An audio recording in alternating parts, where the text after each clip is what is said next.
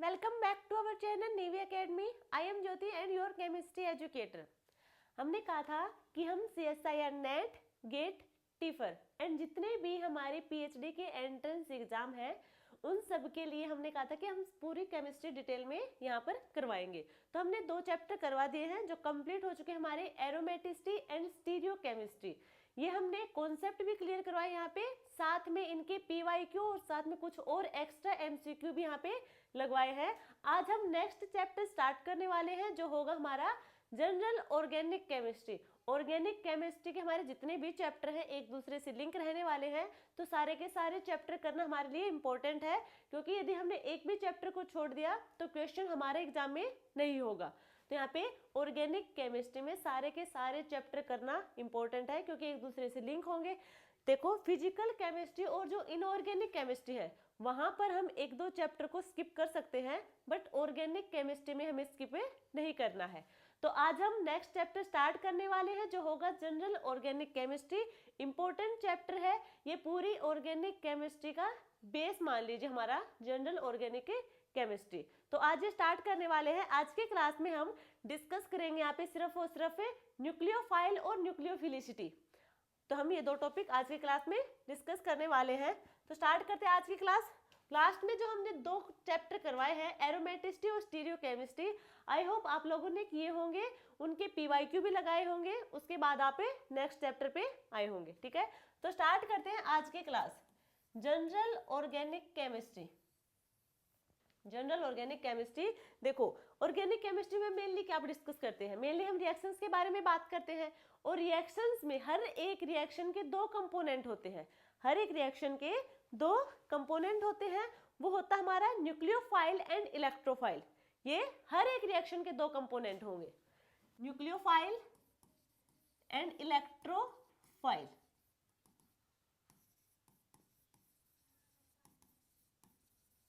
और न्यूक्लियोफाइल में हम डिस्कस करेंगे न्यूक्लियोफिलिसिटी को, न्यूक्लियोफिलिसिटी। और इलेक्ट्रोफाइल में हम डिस्कस करेंगे इलेक्ट्रोफिलिसिटी।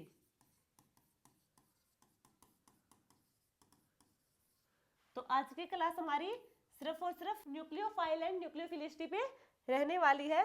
ध्यान से देखना, बिल्कुल बेसिक से स्टार्ट करेंगे हम। देखो न्यूक्लियोफाइल क्या है, सबसे पहले हम बात करेंगे कि न्यूक्लियोफाइल क्या है। Nucleophile any species which can donate a pair of electron, which can donate a pair of electron is said to be nucleophile.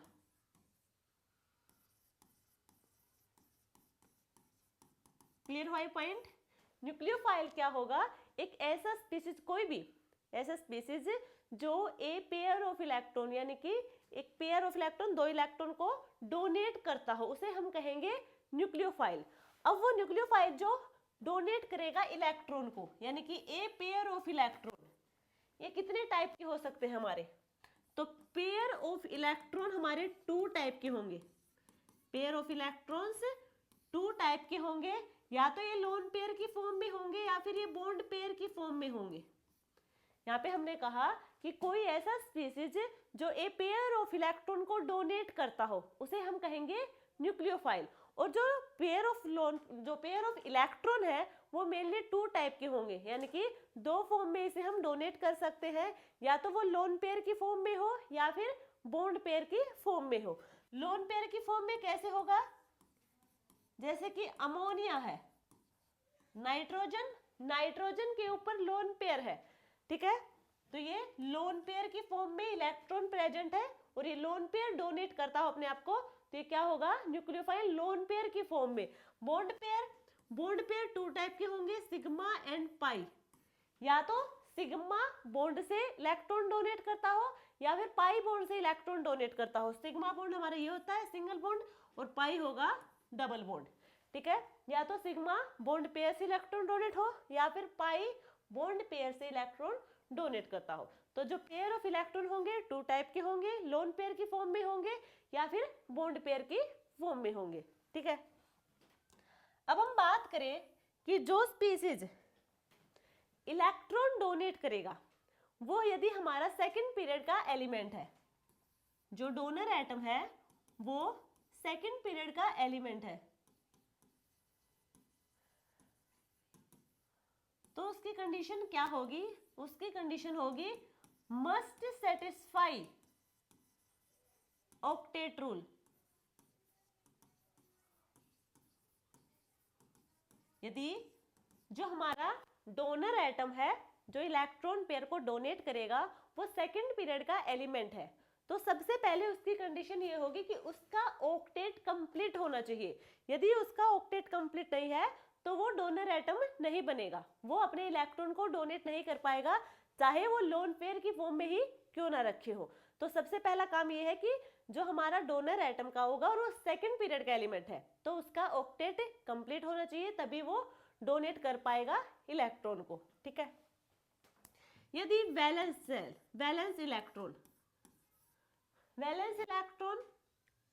कोई भी एलिमेंट है, उसके वैलेंस इलेक्ट्रॉन से यदि ज्यादा इलेक्ट्रॉन है,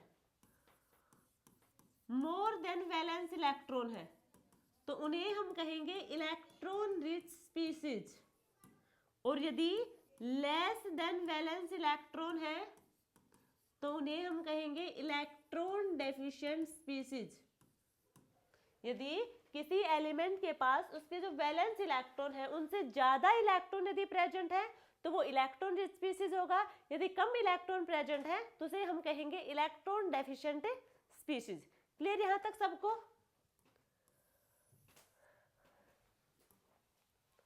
अब देखो, जो इलेक्ट्रॉन हमारे पास है,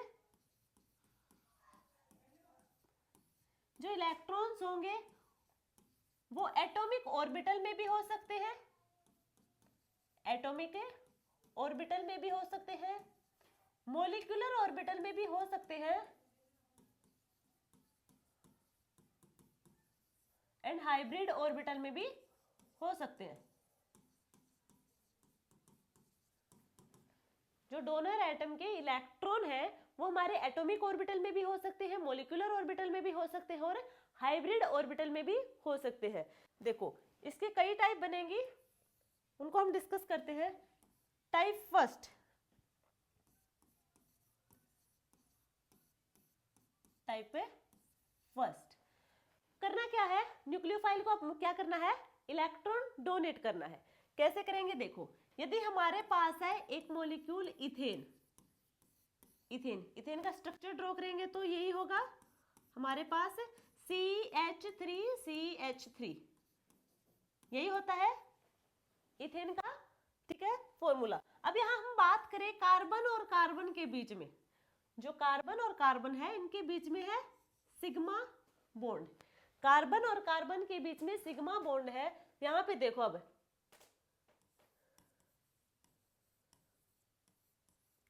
दो एटॉमिक ऑर्बिटल मिलके, ये हमें पता है, ये हमने 11th-12th में डिस्कस कर रखा है। दो एटॉमिक ऑर्बिटल है, उनसे मिलके हमें मॉलिक्यूलर ऑर्बिटल की फॉर्मेशन मिलती है। दो एटॉमिक ऑर्बिटल मिलके हमें एक मॉलिक्यूलर ऑर्बिटल होगा उसकी फॉर्मेशन मिलेगी। तो दो एटॉमिक ऑर्बिटल है तो दो ही मॉलिक्यूलर ऑर्बिटल हमें मिलेंगे। कितने मिलेंगे? दो ही। उसमें देखो, एक होगा हमारे पास सिग्मा और दूसरा होगा सिग्मा स्टार। क्या होगा? सिग्मा और सिग्मा स्टार या फिर पाई, सॉरी ये हम बाद में बताएंगे, सिग्मा और पाई। तो दो एटॉमिक ऑर्बिटल मिलके दो मॉलिक्यूलर फॉर्मूला ऑर्बिटल बनाएंगे। एक होगा बॉन्डिंग मॉलिक्यूलर ऑर्बिटल और एक होगा हमारे पास है एंटी बॉन्डिंग मॉलिक्यूलर ऑर्बिटल। यही होंगे दो, एक बॉन्डिंग होगा और एक एंटी बॉन्डिंग होगा। बॉन्डिंग में आते हमारे सिग्मा पाई और एंटी बॉन्डिंग में होंगे sigma star and pi star, ये होंगे एंटी बॉन्डिंग में। बॉन्डिंग की एनर्जी कम होती है, वो नीचे होंगे। जब हम मॉलिक्यूलर ऑर्बिटल डायग्राम बनाएंगे तब देखेंगे। और जो एंटी बॉन्डिंग ऑर्बिटल होंगे वो ऊपर की साइड होंगे क्योंकि उनकी एनर्जी ज्यादा होगी। ठीक है, यहाँ पे, यहाँ तक क्लियर सबको? अब आगे देखो, यहाँ देखो, अब यहाँ पे हमने कहा था कि कार्बन और कार्बन के बीच में सिग्मा बॉन्ड है। कितने इलेक्ट्रॉन है यहाँ पे ले लो। पहले सिग्मा बॉन्ड की बात करें हम, यहाँ पे सिर्फ 2 इलेक्ट्रॉन होंगे, सिग्मा और सिग्मा स्टार। क्या कहा हमने, 2 एटॉमिक ऑर्बिटल मिलके 2 मॉलिक्यूलर ऑर्बिटल बनाएंगे। एक बॉन्डिंग होगा और एक एंटी बॉन्डिंग होगा। तो ये बॉन्डिंग है, ये एंटी बॉन्डिंग है। कार्बन और कार्बन सिंगल बॉन्ड की बात करें, ठीक है यहाँ पे। और सिग्मा बॉन्ड की फॉर्मेशन किससे होती है, यही होगी सिग्मा बॉन्ड की फॉर्मेशन px और px का, px और px का हम ओवरलैपिंग कराएंगे ऑर्बिटल की, तो हमें यहाँ पे सिग्मा बॉन्ड की फॉर्मेशन मिलेगी। तो मान लीजिए हमारे पास px है और ये भी px है, ठीक है। अब हमने क्या किया, यहाँ पे हमारे पास एक इसके पास एक इसके पास, दोनों के मिला के कितने हुए, 2 इलेक्ट्रॉन हुए। और यहाँ पे देखो, यहाँ पे कितने इलेक्ट्रॉन है, 2 इलेक्ट्रॉन है। और हमें पता है कि एक ऑर्बिटल में मैक्सिमम 2 इलेक्ट्रॉन आ सकते हैं, तो यहाँ पे 2 इलेक्ट्रॉन प्रेजेंट है। अब यहाँ पे बात करें, सिग्मा है, सिग्मा ऑर्बिटल में 2 इलेक्ट्रॉन है, यानी कि सिग्मा ऑर्बिटल हमारा फील्ड ऑर्बिटल होगा, फील्ड होगा, या फिर हम कहें ऑक्यूपाइड होगा, या फिर कहीं से डोनर होगा। फील्ड, ऑक्यूपाइड और डोनर। जो सिग्मा स्टार है वो कैसा है, एम्प्टी है, या फिर कहें अनऑक्यूपाइड है, अनऑक्यूपाइड है। और ये क्या करेगा, एक्सेप्ट करेगा इलेक्ट्रॉन को, तो एक्सेप्टर कहलाएगा, यही होगा। अब ये कहाँ जाएंगे, जो सिग्मा है, सिग्मा को हम कहेंगे क्या है, इलेक्ट्रॉन फिल हो रखे यहाँ पे, इसे हम कहेंगे होमो, HOMO। होमो का मतलब है highest occupied molecular orbital, highest occupied molecular orbital, ठीक है। और यहाँ पे क्या होगा, ये एम्प्टी है, यहाँ से यहाँ जाएंगे, क्या होगा, ये एक्सेप्ट करेगा, यानी क्या, ये क्या कर रहा है, डोनेट कर रहा है, तो इसे डोनर कहेंगे। ये एम्प्टी है तो ये क्या करेगा, एक्सेप्ट करेगा इलेक्ट्रॉन को, इसलिए इसे कहेंगे एक्सेप्टर। और ये होगा LUMO, LUMO यानी कि lowest unoccupied molecular orbital, unoccupied molecular orbital. Clear हुआ ये पॉइंट। हाईएस्ट ऑक्यूपाइड क्यों हुआ, क्योंकि इसके ऊपर वाला कोई फील्ड नहीं है, सबसे ऊपर यही है, तो सबसे मतलब इसलिए क्या कहा, हाईएस्ट ऑक्यूपाइड मॉलिक्यूलर ओवर, क्या हुआ, मॉलिक्यूलर ऑर्बिटल। और ये क्या है, लोवेस्ट, सबसे नीचे वाले, इसके ऊपर और भी हो सकते हैं, यहाँ पे तो सिर्फ सिग्मा की बात करें हैं, देन पाई भी आएंगे, तो यहाँ पे क्या होगा, पाई स्टार तो इससे भी ऊपर होगा, तो ये क्या होगा, सबसे नीचे वाला यही है जो एम्प्टी हमारा ऑर्बिटल है, तो इसे कहेंगे लोवेस्ट अनऑक्यूपाइड मॉलिक्यूलर ऑर्बिटल। तो ये क्या होगा, एक्सेप्टर होगा, ये क्या होगा, डोनर होगा। तो यदि हम कंक्लूजन की बात करें, कंक्लूजन की बात करें तो कंक्लूजन क्या होगा, जो सिग्मा होगा, जो सिग्मा है यानी कि बॉन्डिंग मॉलिक्यूलर ऑर्बिटल है, वो होगा फील्ड, और जो सिग्मा स्टार है वो होगा एम्प्टी। सिग्मा होगा फील्ड होगा, सिग्मा स्टार वो होगा एम्प्टी होगा, या फिर इसे हम कहेंगे होमो, और ये होगा लूमो। क्लियर ये वाला पॉइंट आप लोगों के। ये हमने सिग्मा की बात की है, तो सिग्मा में हमने एग्जांपल इथेन का लिया है। इथेन में कार्बन और कार्बन के बीच का जो बॉन्ड है सिग्मा बॉन्ड, उसी को यहाँ पे दिखाया है। हमने कहा है देखो, कार्बन और कार्बन, ये कार्बन है, 3 इलेक्ट्रॉन के साथ तो इन्होंने हाइड्रोजन के साथ बॉन्डिंग कर ली, 3 हाइड्रोजन के साथ इस वाले कार्बन ने बॉन्डिंग कर ली, ठीक है। अब एक एक और वैलेंस इलेक्ट्रॉन है इनके पास, एक एक होगा, तो ये होगा और ये होगा, ठीक है। और इनसे मिलके क्या बना है कि सिग्मा बॉन्ड की फॉर्मेशन हुई है कार्बन और कार्बन के बीच में।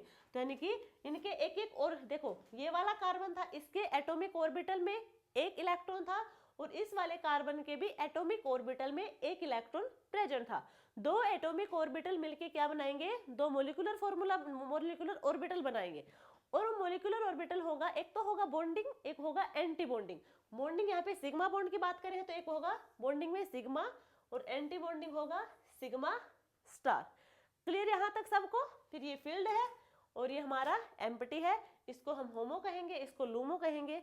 आई थिंक आप लोगों को क्लियर हो गया होगा। तो ये था सिग्मा बॉन्ड के बारे में। तो CH के बारे में भी हम देख सकते हैं ऐसे ही, ठीक है, तो वो तो सेम बात है। अब हम चलते हैं पाई बॉन्ड पे। अब हम बात करेंगे पाई बॉन्ड की। Pi bond carbon double bond carbon की यदि हम बात करें, कार्बन डबल बॉन्ड कार्बन की हम यहाँ पे बात करें, तो देखो कार्बन और डबल बॉन्ड कार्बन यानी कि एक तो यहाँ पे ये वाला, ठीक है, सिग्मा बॉन्ड की फॉर्मेशन होगी। दूसरी पाई बॉन्ड की फॉर्मेशन कैसे होगी, यहाँ पे PZ और PZ की साइड वाइज ओवरलैपिंग होगी, साइड वाइज ओवरलैपिंग होगी, उसे हम कहेंगे पाई बॉन्ड। अब ये क्या है, यदि डबल बॉन्ड है तो हमें पता है इनमें से एक तो पाई बॉन्ड है और एक सिग्मा बॉन्ड है, एक पाई बॉन्ड है, एक सिग्मा बॉन्ड है। यदि सिग्मा बॉन्ड यानी कि बॉन्डिंग मोलिकुलर ऑर्बिटल है और पाई भी हमारा बॉन्डिंग मोलिकुलर ऑर्बिटल है, तो कहीं ना कहीं इनका एंटी बॉन्डिंग भी प्रेजेंट होगा। तो पाई का एंटी बॉन्डिंग होगा पाई स्टार और सिग्मा का एंटी बॉन्डिंग होगा सिग्मा स्टार। यानी कि हमें पता है कि मोलिकुलर ऑर्बिटल में यदि बॉन्डिंग मोलिकुलर ऑर्बिटल प्रेजेंट है तो वहां पे एंटी बॉन्डिंग मोलिकुलर ऑर्बिटल भी प्रेजेंट होगा। तो एक हमारे पास सिग्मा बॉन्ड है, एक हमारे पास पाई बॉन्ड है। तो ये हमारे पास सिग्मा सिग्मा है यानी कि बॉन्डिंग है, इसका एंटी बॉन्डिंग भी प्रेजेंट होगा, ये होगा सिग्मा स्टार। ये होगा पाई, तो पाई का एंटी बॉन्डिंग होगा पाई स्टार, ठीक है।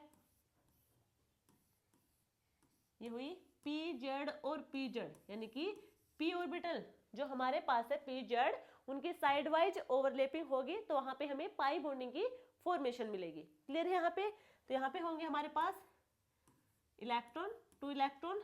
अब यहाँ पे देखो सिग्मा के पास तो होंगे, ठीक है, ये तो है नहीं हम डायरेक्टली पाई के पास चले जाएंगे, पहले सिग्मा के पास होंगे। अब यहाँ पे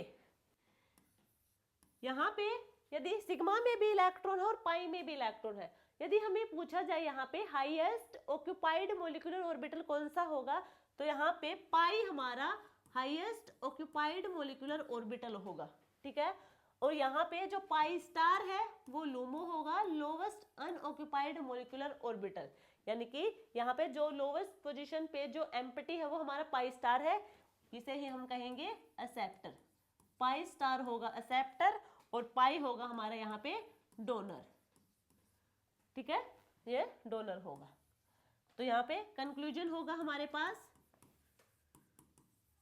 पाई डोनर है और पाई स्टार एक्सेप्टर है, ठीक है। पाई डोनर होगा और पाई स्टार एक्सेप्टर होगा। तो यहाँ तक क्लियर हुई बातें। यदि हमारे पास सिग्मा डोनर है तो जो एक्सेप्टर होगा वो सिग्मा का ही एंटी बॉन्डिंग होगा। सिग्मा डोनर है तो उसी का एंटी बॉन्डिंग हमारा एक्सेप्टर होगा सिग्मा स्टार। यदि हमारे पास पाई डोनर है तो इसका एक्सेप्टर पाई स्टार होगा, पाई का ही एंटी बॉन्डिंग होगा, ना कि किसी दूसरे का। क्लियर यहाँ तक सबको? ठीक है, तो यहाँ पे पाई की भी बात हो गई। अब हम बात करेंगे नॉन बॉन्डिंग की।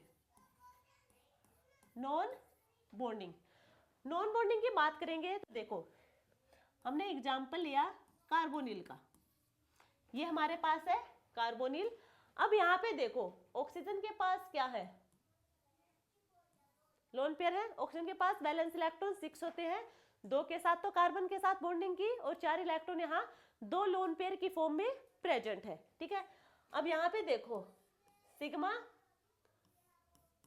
पाई नॉन बॉन्डिंग पाई स्टार और सिग्मा स्टार, ठीक है।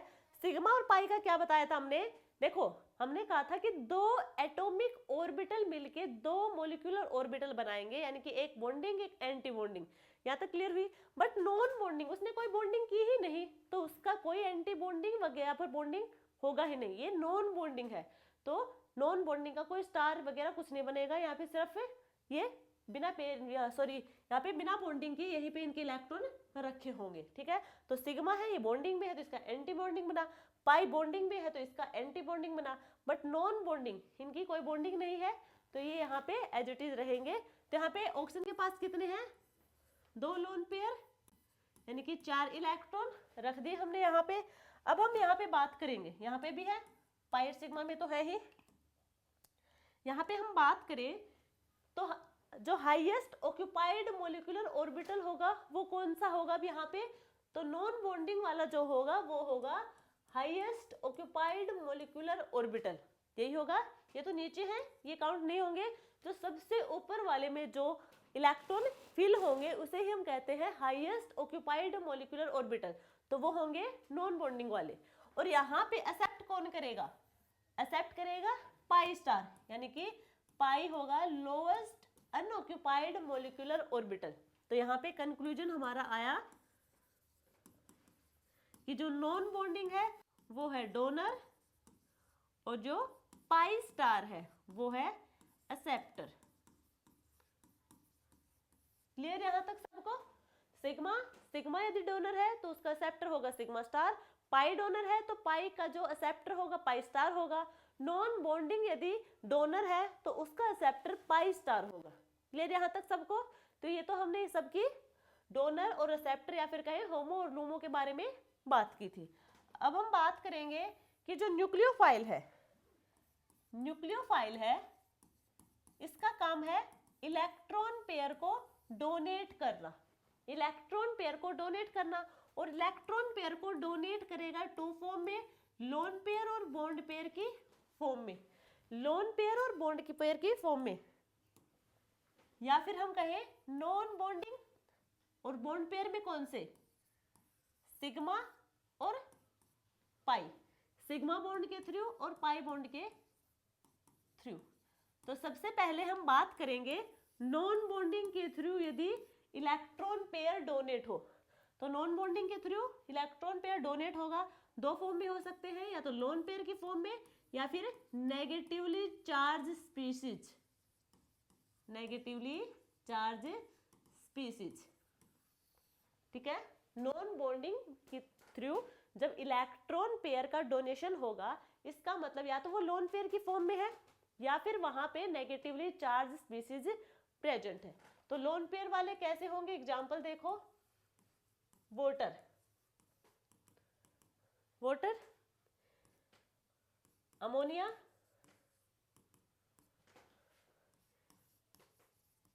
PM33, OMe2, ठीक है। अब ये ध्यान, एक बार हमने क्या कहा था कि इलेक्ट्रॉन डोनेट वही स्पीशीज करेगा यदि वो सेकंड पीरियड का एलिमेंट है तो उसका ऑक्टेट कंप्लीट होना चाहिए। यहाँ पर ऑक्सीजन सेकंड पीरियड का एलिमेंट है, ऑक्सीजन के पास वैलेंस इलेक्ट्रॉन कितने होंगे, 6 होंगे, और 2 के साथ इसने की हाइड्रोजन के साथ बॉन्डिंग, तो 6 खुद के और 2 हाइड्रोजन के, कितने हुए 8, कितने इलेक्ट्रॉन हुए टोटल, यहाँ पे 8 इलेक्ट्रॉन होंगे और ऑक्टेट यानी किसका कंप्लीट हुआ।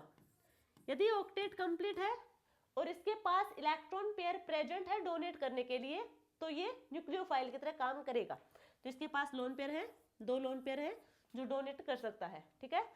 सिमिलर ये होंगे नाइट्रोजन, नाइट्रोजन के पास 5 तो खुद के इलेक्ट्रॉन है, वैलेंस इलेक्ट्रॉन 5 है, 3 हाइड्रोजन के साथ बॉन्डिंग की टोटल हुए 8 इलेक्ट्रॉन, यानी कि ऑक्टेट इसका कंप्लीट हुआ। तो एक यहाँ पे लोन पेयर प्रेजेंट है तो ये इलेक्ट्रॉन को डोनेट कर सकता है लोन पेयर की फॉर्म में, ठीक है। तो ये हमारे हैं लोन पेयर की फॉर्म में जो न्यूक्लियोफाइल है वो, और नेगेटिवली चार्ज स्पीशीज, इसके एग्जांपल देखो, Cl negative, Br negative, Cn negative, OH negative, ठीक है। ये है नेगेटिवली चार्ज स्पीशीज। अब यहाँ पे देखो हम बात करें यदि क्लोरीन की, क्लोरीन के पास वैलेंस इलेक्ट्रॉन होते हैं 7, ये हो गए, नेगेटिव चार्ज है यानी कि इसके पास एक और इलेक्ट्रॉन आ गया, तो टोटल कितने होंगे 8 इलेक्ट्रॉन, यानी कि इसका ऑक्टेट कंप्लीट हुआ। बट यहाँ पे कैसा है, नेगेटिव चार्ज है, तो ये नेगेटिवली चार्ज स्पीशीज है जो इलेक्ट्रॉन पेयर को डोनेट करेगा और न्यूक्लियोफाइल का काम कर रहा है। क्लियर यहाँ तक कि न्यूक्लियोफाइल नॉन बॉन्डिंग, जो नॉन बॉन्डिंग स्पीसीज होंगे यानी कि नॉन बॉन्डिंग के थ्रू इलेक्ट्रॉन पेयर को डोनेट करना। सेकंड हम बात करेंगे अब बॉन्ड पेयर के थ्रू। बॉन्ड पेयर के थ्रू हमने कहा था कि यदि वो पाई बॉन्ड के थ्रू इलेक्ट्रॉन को डोनेट करे, पाई बॉन्ड के थ्रू इलेक्ट्रॉन को डोनेट करे, तो इसके एग्जाम्पल होंगे हमारे पास इथाइलिन, बेंजीन,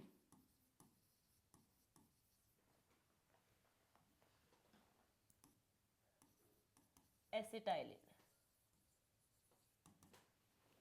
ठीक है, ये क्या करेंगे, इनके पास पाई बॉन्ड प्रेजेंट है, पाई बॉन्ड प्रेजेंट है, जैसे बेंजीन है, बेंजीन के पास क्या है, यहाँ पे पाई बॉन्ड प्रेजेंट है और पाई बॉन्ड के थ्रू इलेक्ट्रॉन डोनेट करेगा, इलेक्ट्रॉन डोनेट करेगा पाई बॉन्ड के थ्रू, तो ये भी क्या होगा, न्यूक्लियोफाइल की तरह एक्ट करेगा।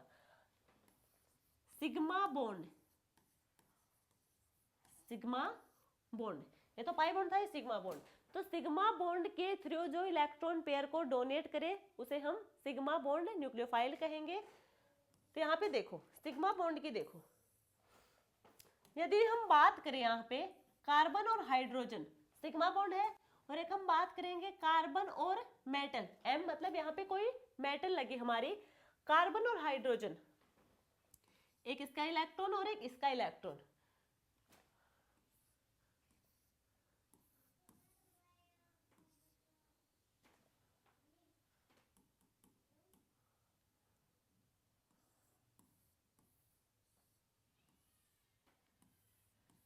इधर हाइड्रोजन है, इधर कार्बन है, हाइड्रोजन की एनर्जी कम होगी कार्बन से। ठीक है, अब यहाँ पे एक एक इलेक्ट्रॉन दोनों के लिए, सिग्मा सिग्मा स्टार, यहाँ पे इलेक्ट्रॉन है। अब यहाँ पे देखो जो कार्बन और हाइड्रोजन है, एक तो ये बॉन्ड है, एक है कार्बन और मेटल के बीच में,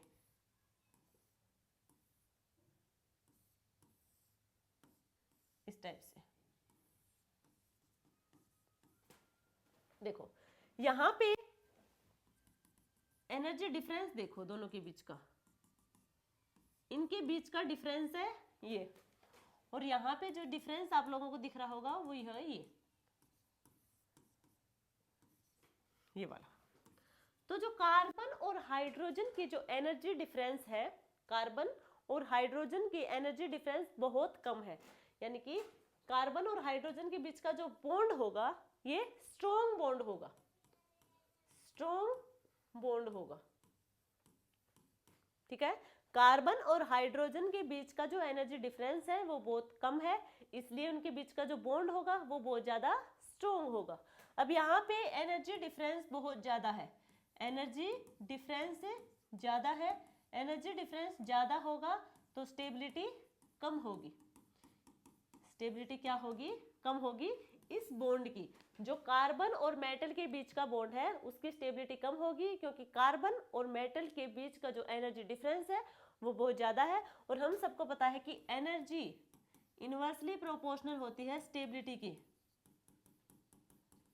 तो ये बॉन्ड कम स्टेबल होगा, इसलिए ये इजीली ब्रेक कर जाएगा, या फिर हम कहें सिग्मा बॉन्ड के थ्रू हम इलेक्ट्रॉन को डोनेट कर सकते हैं। और ये कार्बन और मेटल के बीच में बॉन्ड कौन कौन से होंगे, किसमें होंगे, ग्रिग्नार्ड रिएजेंट में होगा RMgX, और किसमें होता है R2CuLi गिलमन रिएजेंट, एक होगा RLi। R हमारा क्या है, कोई एल्काइल ग्रुप, जैसे कि CH3MgBr।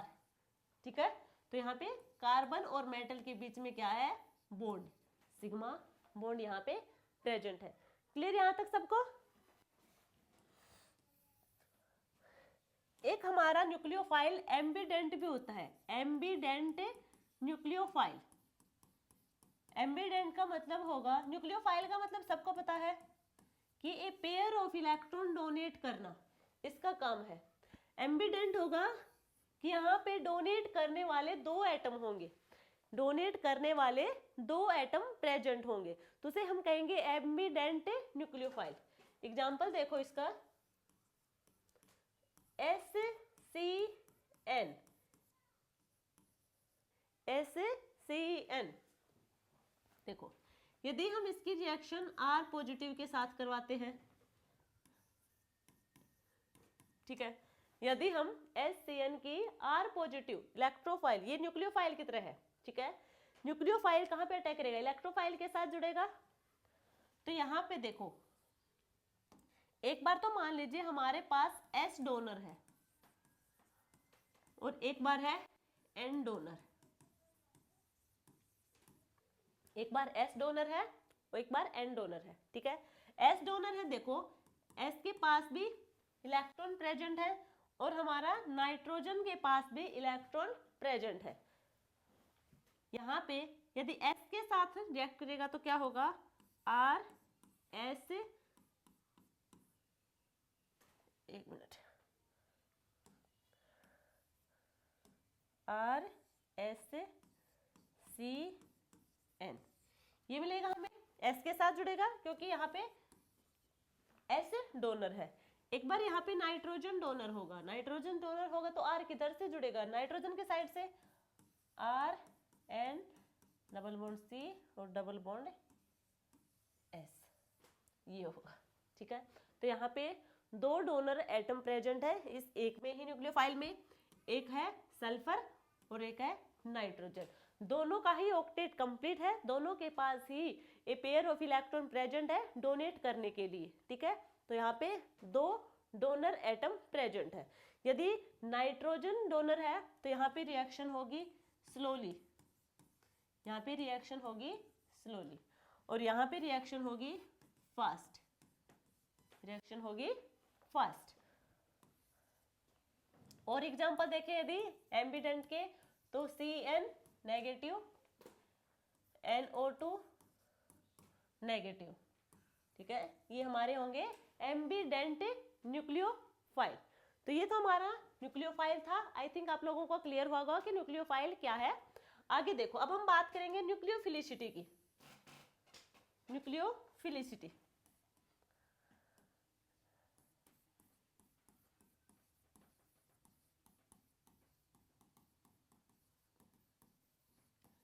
न्यूक्लियोफाइल और न्यूक्लियोफिलिसिटी क्या है। देखो न्यूक्लियोफाइल हमने कहा था, न्यूक्लियोफाइल क्या कहा था कि इसके पास ये एक पेयर ऑफ इलेक्ट्रॉन को डोनेट करता हो, कोई ऐसा स्पीसीज जो पेयर ऑफ इलेक्ट्रॉन को डोनेट करता हो उसे हम कहेंगे nucleophile.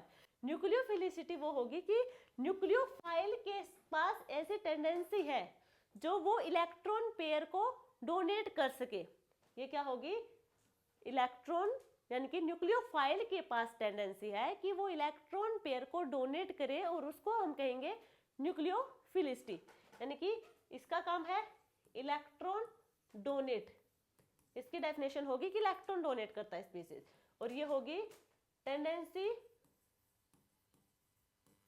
To donate electron pair, tendency of the nucleophile to donate electron pair, ठीक है।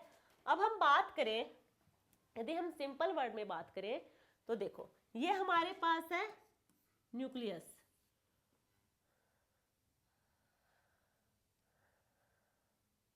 न्यूक्लियस है, ठीक है, ये हमारे पास न्यूक्लियस है और यहाँ पे ऑर्बिटल में हमारे पास है इलेक्ट्रॉन पेयर प्रेजेंट है, इलेक्ट्रॉन पेयर प्रेजेंट है, और यहाँ पे इधर हमारे पास है इलेक्ट्रोफाइल प्रेजेंट, यहाँ पे इधर हमारे पास इलेक्ट्रोफाइल है।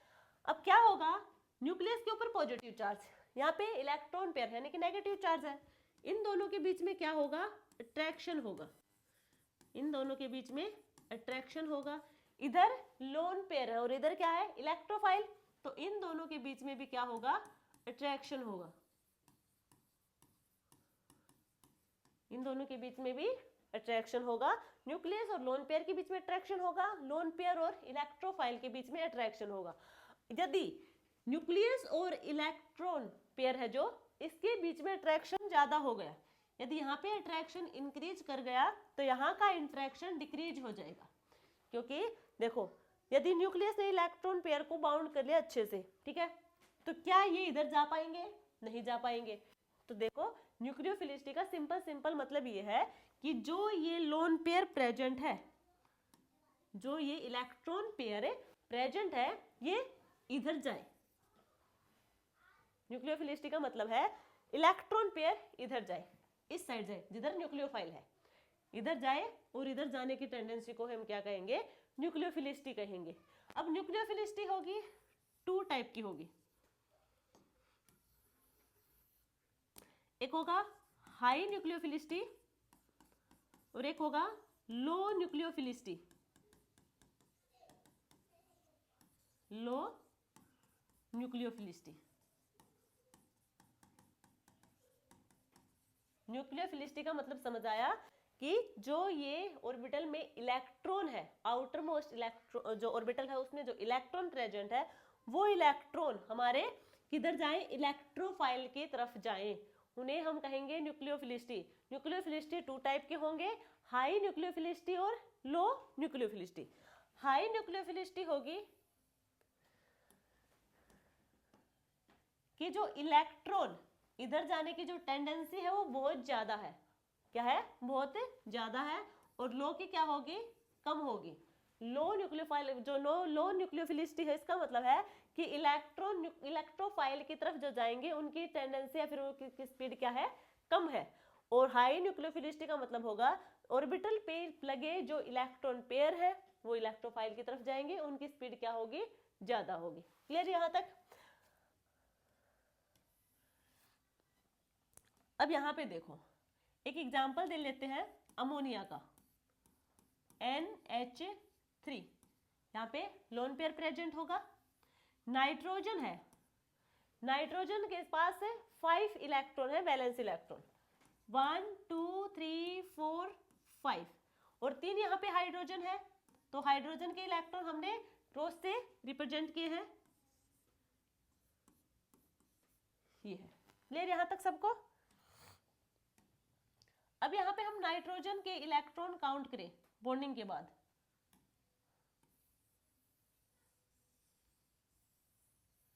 ये होगा कितने हुए? 8 इलेक्ट्रॉन, यानी कि नाइट्रोजन का ऑक्टेट कंप्लीट है।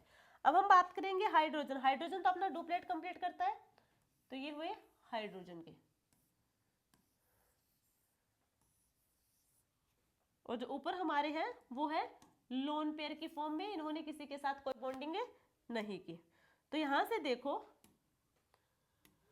यहाँ पे देखो, अब जो हमारे इलेक्ट्रॉन डोनेशन होते हैं, यानी कि न्यूक्लियोफाइल जो इलेक्ट्रॉन डोनेट करता है, हमने कहा था वो 3 फॉर्म में करता है, या तो वो नॉन बॉन्डिंग की फॉर्म में हो, या सिग्मा की फॉर्म में हो, या फिर पाई बॉन्ड की फॉर्म में हो। यहाँ पे हम बात करते हैं लोन पेयर और बॉन्ड पेयर, ठीक है? ये बॉन्ड पेयर में आ जाएंगे दोनों, और ये लोन पेयर में आ जाएंगे। तो इलेक्ट्रॉन डोनेट करेगा या तो लोन पेयर की फॉर्म में या फिर बॉन्ड पेयर की फॉर्म में। तो कौन सा पहले करेगा, कौन सा जल्दी करेगा, किसकी डोनर एबिलिटी ज्यादा होगी? तो देखो यहाँ पे डोनर एबिलिटी किसकी ज्यादा होगी? तो देखो यहाँ पे हम बात करें, ये लोन पेयर है, लोन पेयर है, यहाँ पे न्यूक्लियस कौन है? सिर्फ एक है, नाइट्रोजन। लोन पेयर के पास सिर्फ और सिर्फ एक ही न्यूक्लियस है, एक ही न्यूक्लियस है। और यदि हम बात करें यहाँ पे, ये क्या है? बॉन्ड पेयर, ये है बॉन्ड पेयर। बॉन्ड पेयर के पास 2 न्यूक्लियस होंगे। कैसे होंगे? देखो, एक तो है नाइट्रोजन और एक है हाइड्रोजन। तो यानी कि जो बॉन्ड पेयर है इसके पास 2 न्यूक्लियस होंगे। तो सबके पास क्या होंगे? 2 न्यूक्लियस होंगे। अब यहाँ पे देखो, इसके पास 1 न्यूक्लियस है और बॉन्ड पेयर के पास 2 न्यूक्लियस है। तो एक न्यूक्लियस से इलेक्ट्रॉन को ले जाना आसान है या फिर 2 न्यूक्लियस के पास से इलेक्ट्रॉन ले जाना आसान है? तो एक के पास से आसान है, 2 न्यूक्लियस होंगे तो और स्ट्रांगली बाउंड करेंगे इलेक्ट्रॉन को। तो यहाँ पे एक न्यूक्लियस है जिसके पास, वहां से इलेक्ट्रॉन हम इजीली से डोनेट कर सकते हैं। तो नॉन बॉन्डिंग होगा जो, वो डोनर एबिलिटी में सबसे पहले होगा, यानी कि डोनर एबिलिटी नॉन बॉन्डिंग की सबसे ज्यादा होगी, ठीक है? उसके बाद बॉन्ड पेयर की होगी। अब बॉन्ड पेयर में भी 2 है, सिग्मा और पाई, सिग्मा और पाई। तो सिग्मा पहले होगा या फिर पाई? सिग्मा पहले डोनेट करेगा या फिर पाई डोनेट करेगा? तो यहाँ पे पाई पहले डोनेट करेगा, सिग्मा बाद में डोनेट करेगा। क्यों करेगा? क्योंकि सिग्मा को पता हमें सिग्मा कार्बन कार्बन सिग्मा है, ठीक है। या फिर हम बात करें कार्बन और हाइड्रोजन, सिग्मा बॉन्ड है, हमें पता है क्या है, स्ट्रॉन्ग बॉन्ड है। और स्ट्रॉन्ग बॉन्ड से इजीली इलेक्ट्रॉन ले जाना पॉसिबल नहीं है, तो हम कहां से जाएंगे, पहले पाई से जाएंगे सिग्मा के कंपैरिजन में।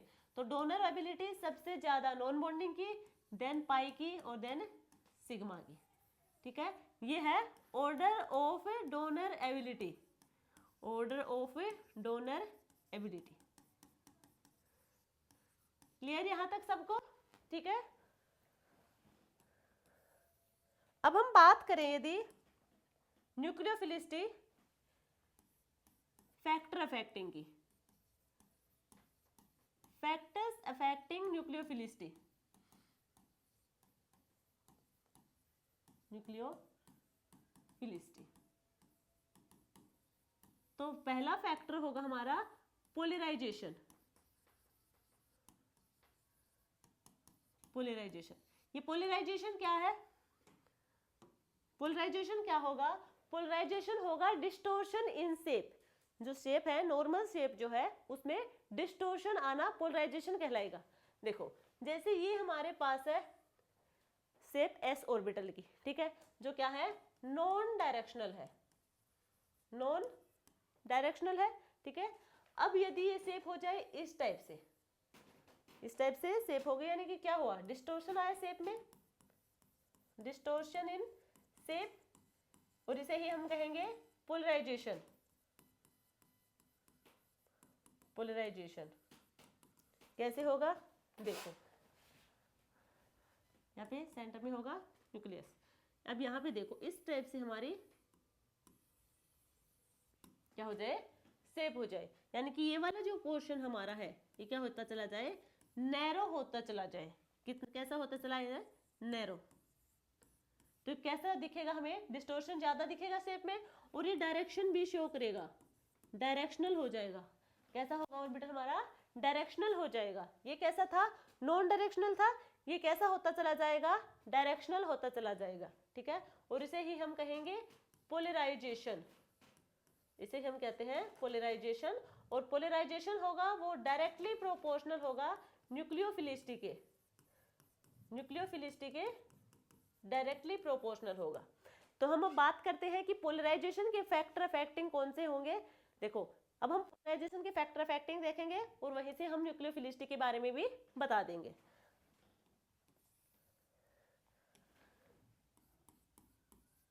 Factors affecting polarisation.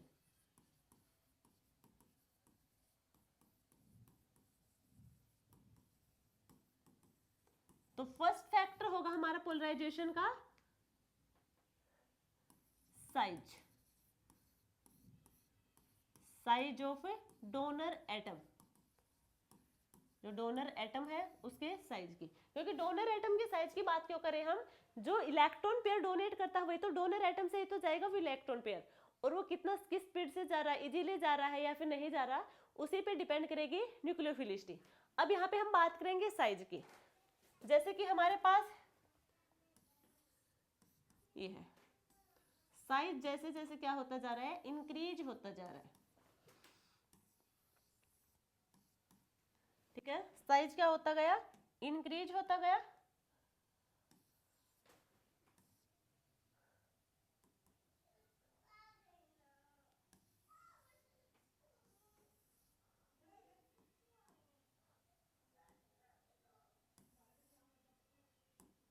ये है,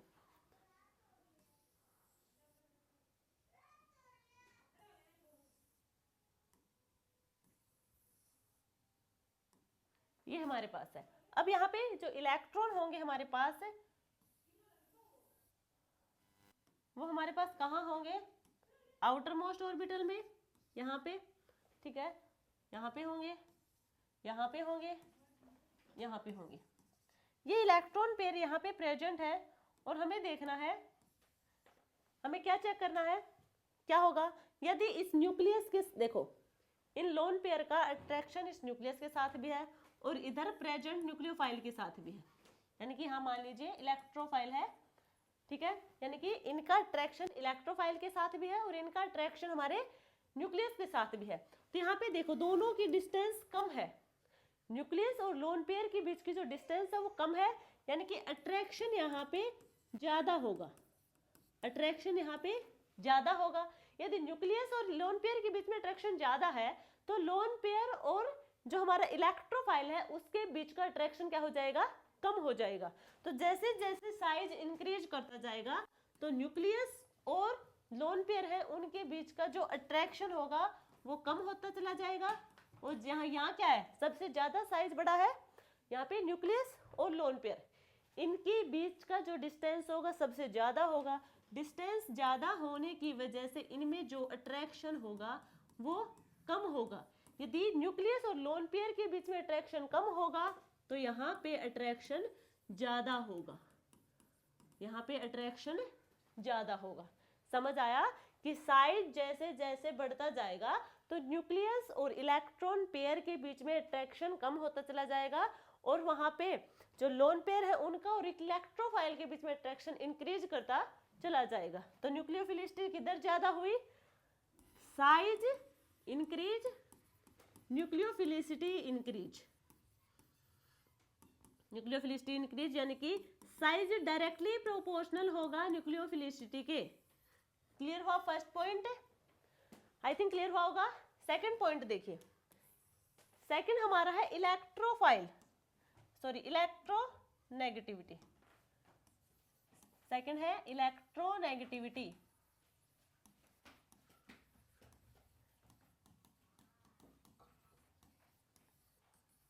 इलेक्ट्रोनेगेटिविटी, अब देखो कोई एटम है, डोनर एटम की बात करें, इलेक्ट्रोनेगेटिविटी किसकी, डोनर एटम की।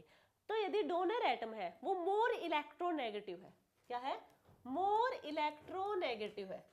मोर इलेक्ट्रोनेगेटिव होगा तो क्या करेगा, इलेक्ट्रॉन को अपने साथ बाउंड करके रखेगा, वो इजीली नहीं जाने देगा। अगर वो इजीली जाने नहीं देगा तो न्यूक्लियोफिलिसिटी कम होगी। इलेक्ट्रॉन को टाइटली बाउंड करके रखेगा, ठीक है, टाइटली बाउंड करके रखेगा तो यहाँ पे इलेक्ट्रॉन इजीली नहीं जाएंगे, न्यूक्लियोफिलिसिटी डिक्रीज होगी। न्यूक्लियोफिलिसिटी क्या होगी, डिक्रीज होगी। तो हम कह सकते हैं कि इलेक्ट्रोनेगेटिविटी न्यूक्लियोफिलिसिटी के इनवर्सली प्रोपोर्शनल होगा। इलेक्ट्रोनेगेटिविटी न्यूक्लियोफिलिसिटी के इनवर्सली प्रोपोर्शनल होगा। क्यों, यदि कोई डोनर एटम हमारा मोर इलेक्ट्रोनेगेटिव है तो वो इलेक्ट्रॉन को अपनी तरफ पकड़ के रखेगा, वो इजीली जाने नहीं देगा, तो वहां पे न्यूक्लियोफिलिसिटी कम हो जाएगी, यानी कि वो एक दूसरे के इनवर्सली प्रोपोर्शनल हुए। अब हम बात करें, यदि हम पीरियोडिक टेबल में यदि हम ग्रुप्स की बात करें, यदि हम पीरियोडिक टेबल में ग्रुप्स में देखते हैं, ग्रुप्स में कंपैरिजन करते हैं, तो वहां पे हम लगाएंगे साइज वाले फैक्टर को, और साइज हमारा न्यूक्लियोफिलिसिटी के डायरेक्टली प्रोपोर्शनल है। और हम पीरियड में लगाएंगे इलेक्ट्रोनेगेटिविटी वाले फैक्टर को, और इलेक्ट्रोनेगेटिविटी इनवर्सली प्रोपोर्शनल है न्यूक्लियोफिलिसिटी के। क्लियर यहाँ तक? तो हमने दो फैक्टर देख लिए हैं। अब हम बात करेंगे थर्ड की। थर्ड हमारे पास है charge, charge on donor atom, charge on donor atom. हमारे पास जो डोनर एटम है उसके पास चार्ज प्रेजेंट है। एग्जाम्पल की हम बात करें जैसे कि NH3, NH2 negative, NH2 negative, ठीक है, ये है। अब यहाँ पे हम बात करें जैसे कि नाइट्रोजन है, हाइड्रोजन, हाइड्रोजन और हाइड्रोजन, यहाँ पे क्या है, एक लोन पेयर प्रेजेंट है। क्लियर? नेक्स्ट हमारे पास है हाइड्रोजन, हाइड्रोजन, दो यहाँ पे लोन पेयर है क्योंकि एक यहाँ पे नेगेटिव चार्ज की वजह से हो गया, और तीन पहले से है NH, एक बॉन्ड, और तीन यहाँ पे लोन पेयर प्रेजेंट होंगे। यही होंगे सारे के सारे हमारे पास जो गिवन डोनर एटम है। अब देखो जो फर्स्ट वाला है जिसपे कोई चार्ज नहीं है बट लोन पेयर प्रेजेंट है, यहाँ पे देखो ये एक लोन पेयर है जिसके पास सिर्फ एक न्यूक्लियस है, और ये तीन ऐसे एटम है, यानी कि हम कह सकते हैं कि इनके कितने हैं, 3 न्यूक्लियस हैं बॉन्ड पेयर के, बॉन्ड पेयर के 3 न्यूक्लियस, या फिर कहें एक बॉन्ड पेयर पे 2 न्यूक्लियस है, 2 न्यूक्लियस है, ठीक है, कैसे भी कह सकते हैं। बात क्या होगी कि यहाँ पे बॉन्ड पेयर ज्यादा होंगे तो यहाँ पे सिर्फ एक ही लोन पेयर प्रेजेंट है। अब यहाँ पे हम बात करें नेगेटिव, यहाँ पे कितने हैं, 2 लोन पेयर प्रेजेंट है, तो इन लोन पेयर के क्या है, एक एक न्यूक्लियस प्रेजेंट है, एक एक न्यूक्लियस प्रेजेंट है। और यहाँ पे कितने हैं, इस पे 2 है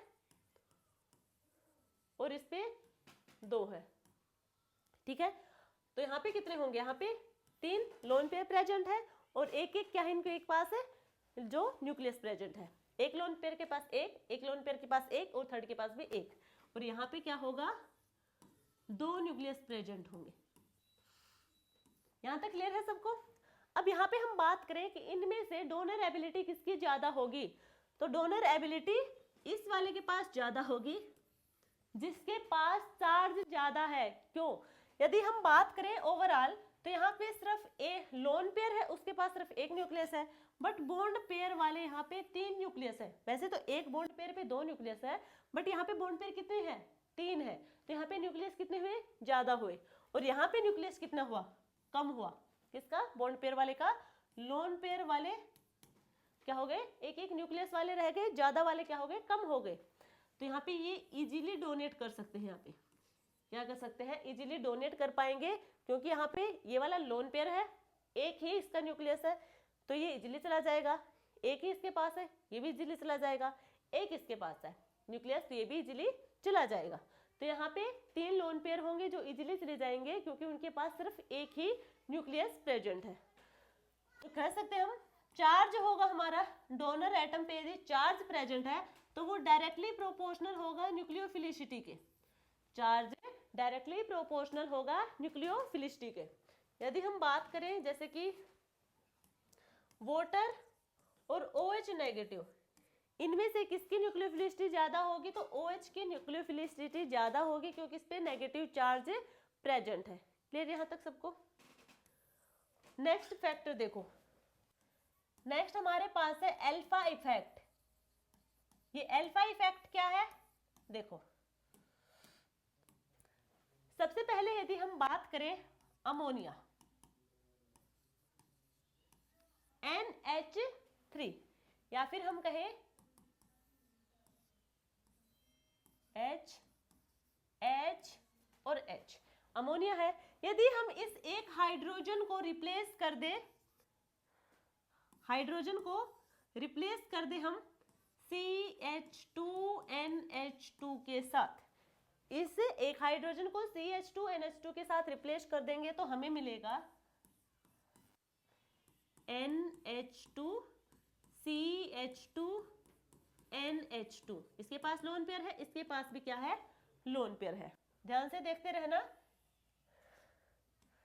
और यदि हम इस वाले हाइड्रोजन को यहां पे किससे रिप्लेस किया हमने, CH2NH2 से, यदि हम इस वाले एक हाइड्रोजन को रिप्लेस कर दें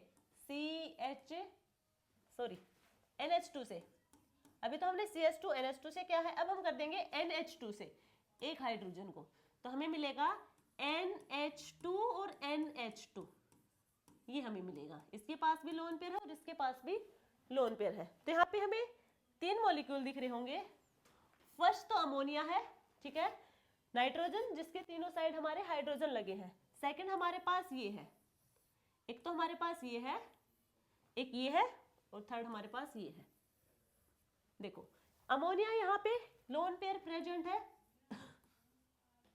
डोनेट कर देगा। यहाँ पे क्या दिख रहा है, CH2, जो CH2 है इसका क्या है, ये इंडक्टिव इफेक्ट शो करेगा। यहाँ पे ये क्या करेगा, इंडक्टिव इफेक्ट शो करेगा, इंडक्टिव इफेक्ट शो करेगा, ठीक है। और यहाँ पे देखो नाइट्रोजन, यहाँ पे लोन पेयर प्रेजेंट है। यदि कोई डोनर एटम है और उसके पास लोन पेयर प्रेजेंट है, उसके जस्ट साइड में जो दूसरा एटम प्रेजेंट है और उसके पास भी लोन पेयर प्रेजेंट है, क्या कहा कि ये हमारा डोनर एटम है नाइट्रोजन, इसके पास लोन पेयर प्रेजेंट है। इसके जस्ट बगल वाला जो एटम है उसके पास भी यदि लोन पेयर प्रेजेंट है तो वो हमारा कहलाएगा अल्फा इफेक्ट। यहाँ पे अल्फा इफेक्ट शो होगा। अल्फा इफेक्ट कहाँ शो होगा? यदि हमारे पास डोनर एटम है, उसके जस्ट साइड में कोई एटम और उसके पास लोन पेयर प्रेजेंट है, वो होगा अल्फा इफेक्ट शो करेगा। यहाँ पे अल्फा इफेक्ट शो नहीं करेगा क्योंकि ये डोनर एटम है और डोनर एटम के साइड में यहाँ पे कार्बन है, इसके पास कोई लोन पेयर नहीं है, तो ये इंडक्टिव इफेक्ट शो करेगा। यहाँ पे इंडक्टिव इफेक्ट लगेगा, यहाँ पे अल्फा इफेक्ट लगेगा। क्लियर? यदि हम बात करें इन दोनों में से न्यूक्लियोफिलिसिटी किसकी ज्यादा होगी, तो अल्फा इफेक्ट वाले की न्यूक्लियोफिलिसिटी ज्यादा होगी, यानी कि NH2 की न्यूक्लियोफिलिसिटी ज्यादा होगी NH2 CH2 NH2 से। ठीक है, यहां तक समझ आया? और इन दोनों के कंपैरिजन में NH3 और NH2 CH2 NH2 सॉरी, इन दोनों के बीच में किसमें ज्यादा होगा न्यूक्लियोफिलिसिटी? तो यहाँ पे NH2 CH2 NH2 में ज्यादा होगा, क्योंकि यहाँ पे इंडक्टिव इफेक्ट लगा, लोन पेयर तो है ही, साथ में इंडक्टिव इफेक्ट भी यहाँ पे लग रहा है, उसकी वजह से लोन पेयर को और इजीली डोनेट कर पाएगा, तो न्यूक्लियोफिलिसिटी क्या होगी? ज्यादा होगी। तो हम कह सकते हैं कि अल्फा इफेक्ट डायरेक्टली प्रोपोर्शनल होगा न्यूक्लियोफिलिसिटी के। ठीक है, अल्फा इफेक्ट डायरेक्टली प्रोपोर्शनल होगा न्यूक्लियोफिलिसिटी के। क्लियर हुआ? और जो ये अल्फा इफेक्ट है ये सिर्फ और सिर्फ न्यूक्लियोफिलिसिटी में हम लगाएंगे, बेसिसिटी में ये एप्लीकेबल नहीं होगा। अल्फा इफेक्ट न्यूक्लियोफिलिसिटी में एप्लीकेबल होगा, बेसिसिटी में एप्लीकेबल नहीं होगा। ये हम इलेक्ट्रोफाइल डिस्कस करेंगे और इलेक्ट्रोफिलिसिटी उसके बाद में हम बताएंगे बेसिसिटी के बारे में। तो यहाँ पे सिर्फ इतना याद रखना कि अल्फा इफेक्ट का सिर्फ और सिर्फ असर होगा न्यूक्लियोफिलिसिटी पे, बेसिसिटी पे ये एप्लीकेबल नहीं होगा। ठीक है, next, localize and delocalize. Localize and delocalize क्या है? लोकेलाइज और डीलोकेलाइज। लोकेलाइज का मतलब होता है कि इलेक्ट्रॉन एक ही जगह पड़े हो, एक ही जगह रखे हो। डीलोकेलाइज वो होगा कि इलेक्ट्रॉन पूरे मॉलिक्यूल में डिस्पर्स हो रखे हो। समझ आया? लोकेलाइज का मतलब होगा कि इलेक्ट्रॉन एक जगह रखे हैं, और डीलोकेलाइज होगा जो इलेक्ट्रॉन होंगे वो मॉलिक्यूल में डिस्पर्स होंगे। ठीक है, ये इनका मतलब है। तो देखो एग्जाम्पल देखो इसका। लोकेलाइज का मतलब जैसे कि NH3 ये लोन पेयर है, एक ही जगह है, ये पूरे मॉलिक्यूल में डिस्पर्स नहीं है। या फिर हम कहें ये वाला देखो, ये देखो। ठीक है, अब ये यहाँ पे क्या है? लोन पेयर प्रेजेंट है। अब ये जो हमारे रिंग है, तो क्या इसमें ये लोकेलाइज होंगे? तो नहीं होंगे। ये सॉरी डीलोकेलाइज होंगे? तो नहीं होंगे, ये एक ही जगह रहेंगे, क्योंकि नाइट्रोजन पर लोन पेयर और बॉन्ड पेयर साथ में है, तो ये एक ही जगह रहेंगे और इन इलेक्ट्रॉन को हम कहेंगे लोकेलाइज।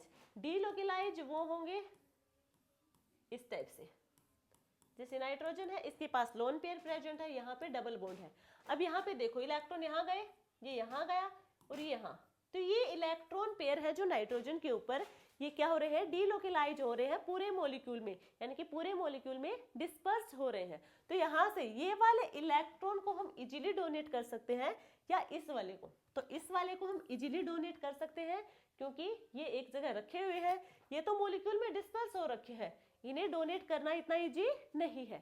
तो हम कह सकते हैं कि लोकेलाइज होगा जो न्यूक्लियोफाइल या फिर लोकेलाइज डोनर एटम है या फिर लोन पेयर है, वो डायरेक्टली प्रोपोर्शनल होगा न्यूक्लियोफिलिसिटी के। लोकेलाइज इलेक्ट्रॉन पेयर होंगे वो डायरेक्टली प्रोपोर्शनल होंगे न्यूक्लियोफाइल के।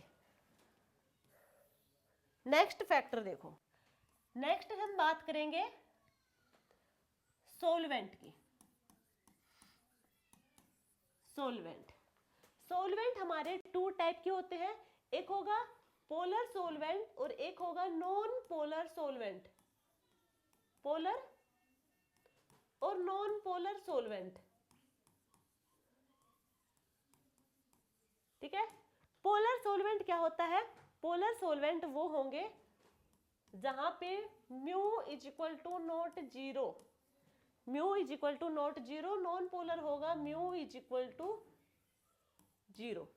Mu is equal to not zero polar solvent, non polar वो होंगे mu is equal to zero. Example की बात करें तो देखो CCl4 बेंजीन, ये क्या होंगे नॉन पोलर सॉल्वेंट, जहां पे म्यू हमारा क्या होगा, म्यू मतलब मैग्नेटिक मोमेंट क्या हो जीरो होगा, और पोलर सॉल्वेंट वो होंगे जहां पे म्यू जीरो नहीं होगा। अब हम बात करें यदि पोलर सॉल्वेंट की ही, नॉन पोलर तो हमने बता दिया कि म्यू जीरो है, एग्जाम्पल बता दिया। अब हम बात करेंगे मेनली पोलर सॉल्वेंट की। पोलर सॉल्वेंट हमारे टू टाइप के होंगे, एक तो होगा एप्रोटिक और एक होगा protic. Aprotic polar solvent, protic polar solvent. तो एप्रोटिक और प्रोटिक देखो, सबसे पहले हम बात करेंगे प्रोटिक। प्रोटिक में जो हाइड्रोजन होगा, जो हाइड्रोजन होगा वो मोस्ट इलेक्ट्रोनेगेटिव एलिमेंट के साथ जुड़ा होगा। हाइड्रोजन होगा वो मोस्ट इलेक्ट्रोनेगेटिव एलिमेंट के साथ जुड़ा होगा और वो हाइड्रोजन बॉन्डिंग शो करेगा। ठीक है, ये है प्रोटिक। अब हम बात करेंगे एप्रोटिक की। जो हाइड्रोजन होगा वो होगा इलेक्ट्रोनेगेटिविटी के साथ नहीं जुड़ा होगा और वहां पे कोई हाइड्रोजन बॉन्डिंग शो नहीं होगी, कोई हाइड्रोजन बॉन्डिंग वहां पे नहीं होगी। ए मतलब नोट। प्रोटिक में हाइड्रोजन होगा जो वो मोस्ट इलेक्ट्रोनेगेटिव एलिमेंट के साथ जुड़ा होगा, और ए प्रोटिक, ए मतलब नोट यानी कि वो नहीं जुड़ा होगा, वहां पे हाइड्रोजन बॉन्डिंग में नहीं होगी, यहाँ पे हाइड्रोजन बॉन्डिंग होगी। यदि हम बात करें एग्जाम्पल की, प्रोटिक में होगा ROH, एल्कोहल, एल्कोहल में जैसे कि मिथेनॉल, वाटर,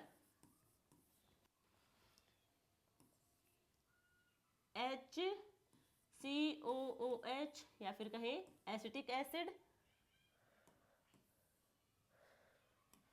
और इधर हम देखें एग्जाम्पल, तो इधर एग्जाम्पल होंगे हमारे पास एप्रोटिक पोलर सॉल्वेंट में DMF, NMP, DMSO।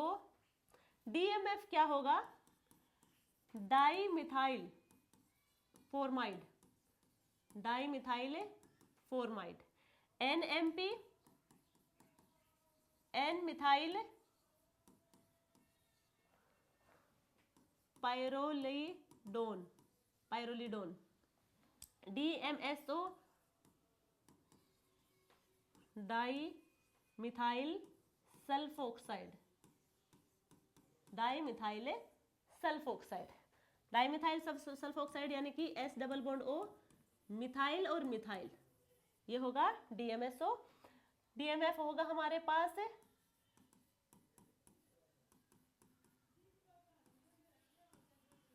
ये होगा हमारे पास है डाई मिथाइल फॉर्माइड। अब हम बात करें N मिथाइल पायरोलिडोन, ये होगा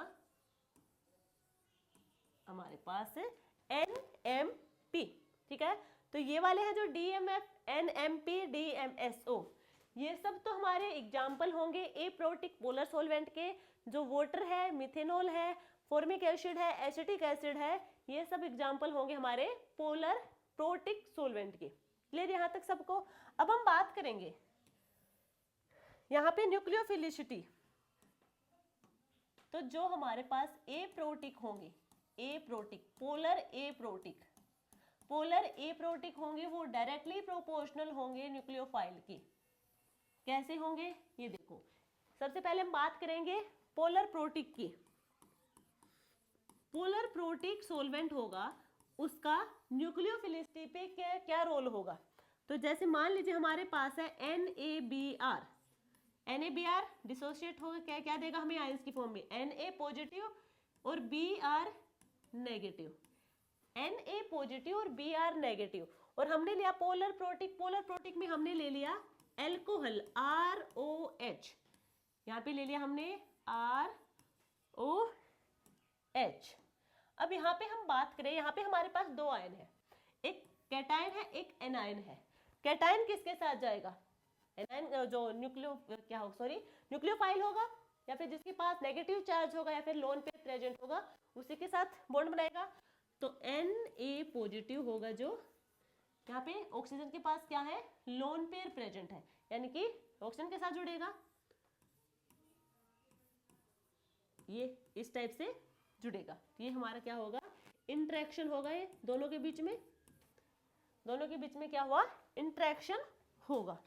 क्लियर यहां तक सबको?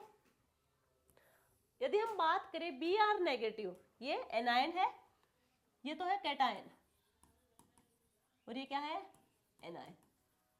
जो एनायन है हमारे पास है ब्रोमीन, Br नेगेटिव। नेगेटिव को क्या चाहिए, पॉजिटिव चाहिए, और पॉजिटिव यानी कि यहाँ पे क्या, मेनली तो यहाँ पे हाइड्रोजन चाहिए, और वो हाइड्रोजन मोर इलेक्ट्रोनेगेटिव एलिमेंट के साथ जुड़ा होना चाहिए। तो यहाँ पे हाइड्रोजन है, प्रोटॉन, और यहाँ पे ये मोर इलेक्ट्रोनेगेटिव यानी कि ऑक्सीजन के साथ जुड़ा है।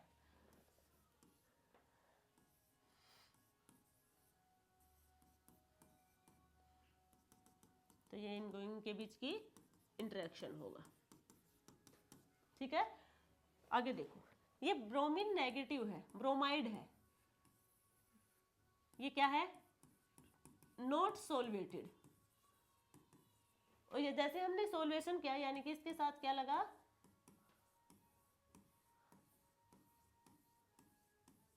ये वाटर मॉलिक्यूल, या फिर हमने क्या किसके साथ रिएक्ट हो रहा है, वाटर मॉलिक्यूल भी क्या है, पोलर प्रोटिक सोलवेंट है, इनके साथ लगाए, तो ये है नॉट सोल्वेटेड। अभी तक यहाँ पे इसके हमने साथ क्या क्या है, सोल्वेशन में ऐड नहीं किया है। जैसे इसे सोल्वेशन में रखा तो ये हमारे पास होगा सोलवेटेड।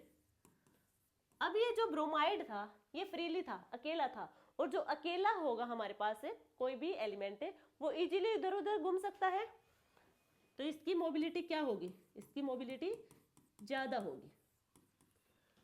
ब्रोमीन जब नॉट सोल्वेटेड होगा यानी कि अकेला होगा तो वो इजीली इधर उधर दौड़ सकता है, मोबिलिटी इसकी ज्यादा होगी। यहाँ पे हम बात करेंगे सोल्वेटेड है यदि, तो यहाँ पे क्या होगा, भी किसी के साथ बंध गया, अब वो दो इतनी पावर के साथ या फिर इतनी जल्दी मूव नहीं करेगा, ये वाला जो सोल्वेटेड ब्रोमीन है, तो क्या करेगा, यहाँ पे इसकी मोबिलिटी डिक्रीज हो जाएगी। मोबिलिटी डिक्रीज हुई due to solvation, mobility decrease हुई ड्यू टू सोल्वेशन। क्लियर यहाँ तक सबको? अब मोबिलिटी डिक्रीज हुई तो ओवरऑल एनर्जी इसकी डिक्रीज हो जाएगी। एनर्जी डिक्रीज होगी तो स्टेबिलिटी हमारी अपने आप ही इंक्रीज हो जाएगी, स्टेबिलिटी इंक्रीज हो जाएगी। क्लियर यहाँ तक सबको? तो जो हमारे पास यहाँ था, हमने बात की है पोलर प्रोटिक सोलवेंट की। किसकी बात की है? पोलर प्रोटिक सोलवेंट की। तो ये सोलवेट किसे करेगा? कैटायन को भी कर रहा है, एनायन को भी कर रहा है। सोलवेट कैटायन को भी कर रहा है, एनायन को भी कर रहा है ये, और सोलवेट एनायन को करेगा तब क्या होगा, मोबिलिटी भी डिक्रीज कर रहा है, ये मोबिलिटी डिक्रीज होगी, ओवरऑल एनर्जी दोनों केस में डिक्रीज होगी, और यहाँ पे स्टेबिलिटी इंक्रीज होगी। यदि स्टेबिलिटी इंक्रीज हो जाएगी तो वो इलेक्ट्रॉन को इजीली डोनेट नहीं कर पाएंगे। इजीली डोनेट नहीं कर पाएंगे तो न्यूक्लियोफिलिसिटी इंक्रीज कैसे होगी? न्यूक्लियोफिलिसिटी तो इंक्रीज तब होगी जब जो इलेक्ट्रॉन पेयर होगा वो इजीली डोनेट कर सके। तो ये इससे क्या होगा, इनवर्सली प्रोपोर्शनल होगा। न्यूक्लियोफिलिसिटी पोलर एप्रोटिक के डायरेक्टली प्रोपोर्शनल होगा। उसको भी देख लो एक बार।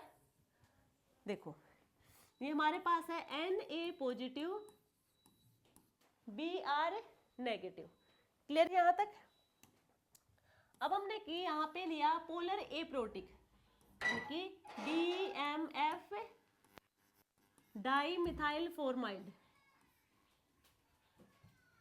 NMe2। ठीक है, ये हमारे पास है डाईमिथाइल फॉर्माइड। ये जो कैटायन है, कैटायन किसके साथ जाएगा? लोन पेयर है इसके पास, इसके साथ बॉन्डिंग करेगा ये, तो यहाँ पे इंटरेक्शन होगा इसके साथ, नाइट्रोजन के लोन पेयर के साथ।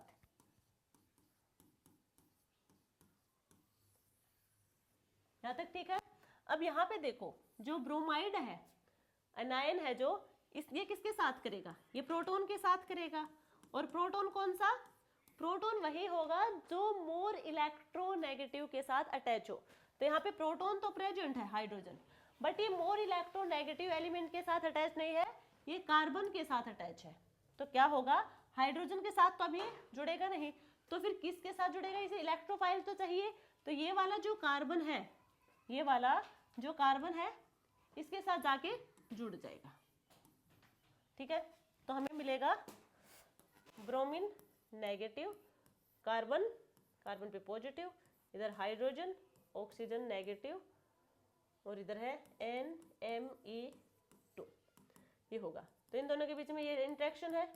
अब यहाँ पे ध्यान से देखो, यहाँ पे जो सिर्फ और सिर्फ है सोडियम पॉजिटिव है, ये सिर्फ जाके जुड़ा गया, यानी कि सोलवेट कैटायन होगा, या सिर्फ और सिर्फ सोलवेट कैटायन होगा, सोलवेट एनायन यहाँ पे नहीं होगा, क्योंकि यहाँ पे हाइड्रोजन के साथ तो होगा नहीं, क्योंकि हाइड्रोजन यहाँ पे हमारा मोर इलेक्ट्रोनेगेटिव के साथ कनेक्ट नहीं है। अब यहाँ पे हम बात करेंगे कार्बन के साथ जुड़ गया, यानी कि जो ब्रोमीन है कार्बन के साथ इंटरेक्शन शो करेगा, बट यहाँ पे कार्बन के साथ एक बल्कि ग्रुप लगा है, एक नहीं, हाँ एक बल्कि ग्रुप लगा है, तो इसकी वजह से यहाँ पे स्टेरिक हिंड्रेंस क्रिएट होगा। कार्बन के पास पहले से एक बल्कि ग्रुप लगा है, यानी कि यहाँ पे ब्रोमीन और लग जाएगा, ब्रोमीन के साथ इंटरेक्शन करेगा, तो यहाँ पे स्टेरिक हिंड्रेंस क्रिएट होगी, यानी कि ये जो बॉन्ड है, इंटरेक्शन है, ये कैसा हो जाएगा, वीक होगा। ये कैसा होगा, वीक होगा। तो जो एप्रोटिक पोलर सोलवेंट है, ये सोलवेट कैटायन देगा, न कि सोलवेट एनायन। तो कैटायन तो देगा, सोलवेट एनायन ही नहीं देगा। ठीक है, क्यों नहीं देगा ये हमने बता दिया यहाँ पे, इसलिए नहीं देगा क्योंकि यहाँ पे इंटरेक्शन बहुत वीक है। अब यहाँ पे बात करें, कैटायन दे रहा है, हमें इसमें कोई इंटरेस्ट ही नहीं है, हमें तो इंटरेस्ट है एनायन में, एनायन में इंटरेस्ट होगा। हम पढ़ क्या रहे हैं कि डोनर एटम इलेक्ट्रॉन पेयर को डोनेट करे। इलेक्ट्रॉन पेयर डोनेट तब कौन सा करता है, जो हमारे पास है, जो न्यूक्लियोफाइल होगा या फिर नेगेटिवली चार्ज स्पीशीज होगा, यानी कि एनायन होगा। तो यहाँ पे एनायन तो सोलवेट दे ही नहीं रहा, वो बॉन्डिंग करवा ही नहीं रहा, तो यहाँ पे न्यूक्लियोफिलिसिटी क्या होगी, एप्रोटिक के डायरेक्टली होगी, सॉरी सोलवेट एनायन ही देगा। क्या होगा, ये किसी के साथ बॉन्डिंग नहीं करा, अच्छे से बॉन्डिंग नहीं करेगा, तो इसके पास जो negatively charge lone pair present होंगे वो इलेक्ट्रोफाइल को इजीली डोनेट कर देगा, तो न्यूक्लियोफिलिसिटी क्या हो जाएगी, ज्यादा हो जाएगी। एप्रोटिक के डायरेक्टली प्रोपोर्शनल होगा न्यूक्लियोफिलिसिटी के। एक बार फिर से देख लो कैसे होगी, क्योंकि एप्रोटिक पोलर सोलवेंट है, वो सिर्फ और सिर्फ कैटायन के साथ सोलवेट की फॉर्मेशन कर रहा है, एनायन के साथ इतनी अच्छे से फॉर्मेशन नहीं कर रहा सोलवेट की, क्योंकि हाइड्रोजन तो यहाँ पे मोर इलेक्ट्रोनेगेटिव के साथ अटैच नहीं है, इसलिए वो तो जुड़ेगा नहीं। अब बात करें दूसरे इलेक्ट्रोफाइल की, तो जो कार्बन है उसके पास पहले से ही बल्कि ग्रुप लगा है, स्टेरिक हिंड्रेंस होगा, ब्रोमीन और ऐड हो जाएगा, तो ये जो बॉन्ड होगा, यहाँ पे इंटरेक्शन है ब्रोमीन और कार्बन के बीच में, ये वीक इंटरेक्शन होगा। तो यहाँ पे जो नेगेटिव चार्ज होगा, इलेक्ट्रॉन होगा, वो इजीली डोनेट कर सकते हैं, तो न्यूक्लियोफिलिसिटी ज्यादा होगी एप्रोटिक वाले की ही। ठीक है, नेक्स्ट देखो, soft and hard nucleophile, soft and hard nucleophile. ये सॉफ्ट एंड हार्ड न्यूक्लियोफाइल क्या है, सॉफ्ट न्यूक्लियोफाइल और hard. Hard nucleophile small size होगा जिनका, small size of donor atom, donor atom का स्मॉल साइज क्या होगा, हार्ड न्यूक्लियोफाइल कहलाएगा।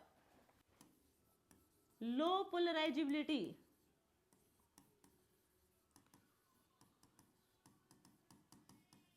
हाई इलेक्ट्रोनेगेटिविटी, और यहाँ पे सॉफ्ट न्यूक्लियोफाइल में डोनर एटम का साइज बड़ा, हाई पोलराइजिबिलिटी, और इलेक्ट्रोनेगेटिविटी क्या होगी, लो होगी, लो इलेक्ट्रोनेगेटिविटी। अब हम बात करें न्यूक्लियोफिलिसिटी के डायरेक्टली प्रोपोर्शनल कौन सा होगा, फिर इनमें से देखो, जो सॉफ्ट न्यूक्लियोफाइल होंगे वो डायरेक्टली प्रोपोर्शनल होंगे न्यूक्लियोफिलिसिटी के, कैसे होंगे? देखो यहाँ पे ये जो है सॉफ्ट में क्या है, डोनर एटम का साइज बड़ा होगा। साइज बड़ा होगा तो यहाँ पे साइज बड़ा होगा तो यहाँ पे क्या होगा, न्यूक्लियस और जो लोन पेयर है उनके बीच में इंटरेक्शन कम होगा, तो इलेक्ट्रॉन पेयर इजीली डोनेट हो जाएंगे इलेक्ट्रोफाइल के पास। तो ये क्या होगा, सॉफ्ट न्यूक्लियोफाइल डायरेक्टली प्रोपोर्शनल होगा न्यूक्लियोफाइल के। इस पॉइंट से भी देख सकते हैं इलेक्ट्रोनेगेटिविटी, यदि डोनर एटम हमारा लो इलेक्ट्रोनेगेटिव यानी कि लेस इलेक्ट्रोनेगेटिविटी का है तो वो इलेक्ट्रॉन पेयर को इतने अच्छे से बाउंड नहीं करेगा, तो वो इलेक्ट्रॉन पेयर को डोनेट कर देगा। ठीक है, तो यानी कि सॉफ्ट न्यूक्लियोफाइल न्यूक्लियोफिलिसिटी के डायरेक्टली प्रोपोर्शनल होगा। अब हम बात करें सॉफ्ट न्यूक्लियोफाइल कौन से हैं, तो जो हमारे पाई डोनर लिगेंड है, पाई डोनर वो हमारे सॉफ्ट न्यूक्लियोफाइल है। जो अल्फा इफेक्ट वाले न्यूक्लियोफाइल है, फिर डोनर एटम है, वो भी हमारे कैसे हैं, सॉफ्ट न्यूक्लियोफाइल है। क्लियर यहां तक सबको? एक फैक्टर रह गया हमारा, लास्ट है हाइब्रिडाइजेशन। हाइब्रिडाइजेशन देखो sp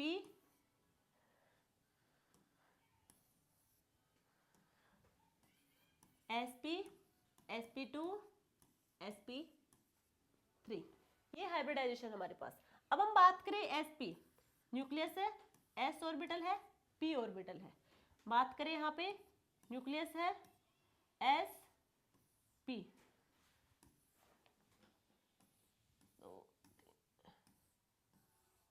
ठीक है। यहाँ पे देखो s और p यानी कि यहाँ पे यदि हम बात करें हाइब्रिडाइजेशन में 50% s है और 50% p है, 50% s और 50% p। यहाँ पे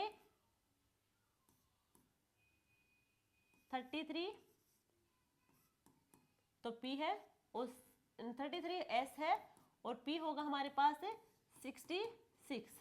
यहाँ पे s होगा 25% और p होगा यहाँ पे 75%। क्लियर है?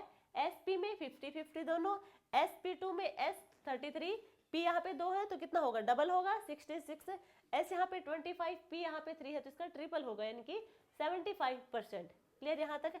अब देखो क्या होता जा रहा है, साइज बड़ा होता जाएगा। जैसे जैसे साइज बड़ा होता जाएगा तो हमें पता है साइज के डायरेक्टली प्रोपोर्शनल होता है न्यूक्लियोफाइल, साइज के डायरेक्टली प्रोपोर्शनल होता है न्यूक्लियोफाइल।